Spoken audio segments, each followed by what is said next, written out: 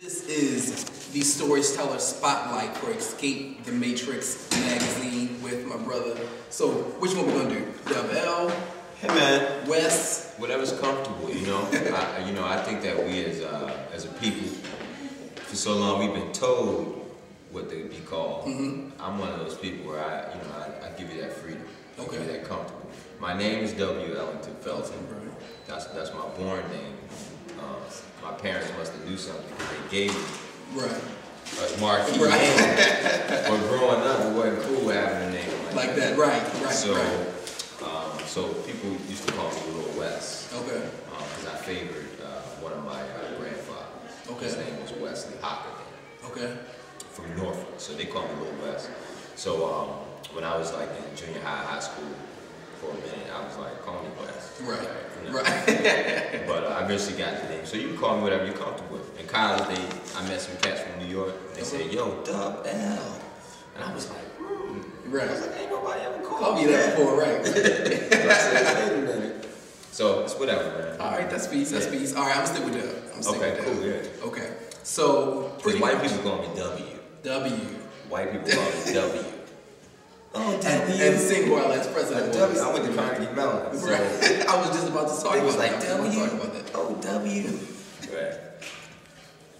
So speaking of Carnegie Mellon, I went to school for the arts. Oh, dope. Okay, cool. So I went for theater. Oh, yeah. That's what I was doing. Right. So when I was doing my research on you, I saw that. So I was like, okay, I want to talk to this brother about being a thespian. Yeah. So what has your experience been like as far as that? Where are you? Because I know with you and your music now, but how much are you still into the acting side? Well, quite honestly, at Carnegie Mellon, unfortunately for me, I'll say it, they didn't take advantage of the person they had. Right. Me as a black male, one who actually had a natural desire and passion for theater. Okay. One who was able to cold read Shakespeare and never seen Shakespeare. To where that they couldn't separate their ideologies or their own pride to really try to sculpt and cultivate me as a black actor. Well, that didn't happen. Right. They just wanted to produce people who they could hopefully become famous and say, I went to Carnegie Mellon. Needless to say, went there. While I was there, I was going there for the purpose, the reason why people go to college. You go major in something that you want to do for a living. Right. Okay, I didn't go there to major in theater because I like theater or because, I did theater growing up. Okay, I went there because that's what you wanted to do. Yeah, and I got in there against all these other people who had experience. So that meant that there was a purpose there. But because they weren't feeding me what I needed to do as far as what I felt I needed at that time, because I did a lot of things. I knew going in here, I sang, I knew all that, even though I was an acting major. Because I was there to learn theater.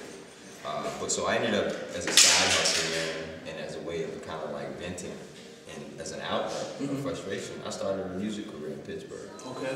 And that's, in between like, whatever I had to do in school, nights, I'd be doing shows throughout the Pittsburgh area.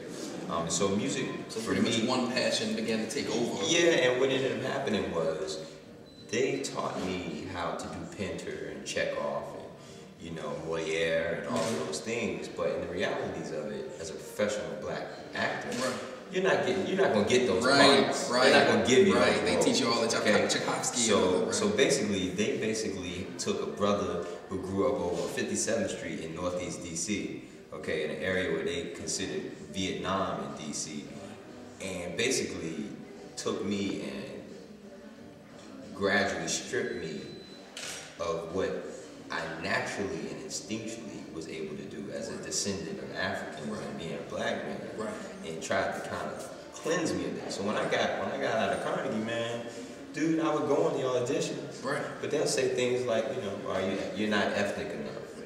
I went on one audition where a woman said to me, she said, have you ever thought about maybe taking your headshots, making them darker, so you can look a little bit more, so you deal with those things, but I'm going after Pinter, I'm going after all these things that I'm a strong person in, but because society they can't get over it. Still, right.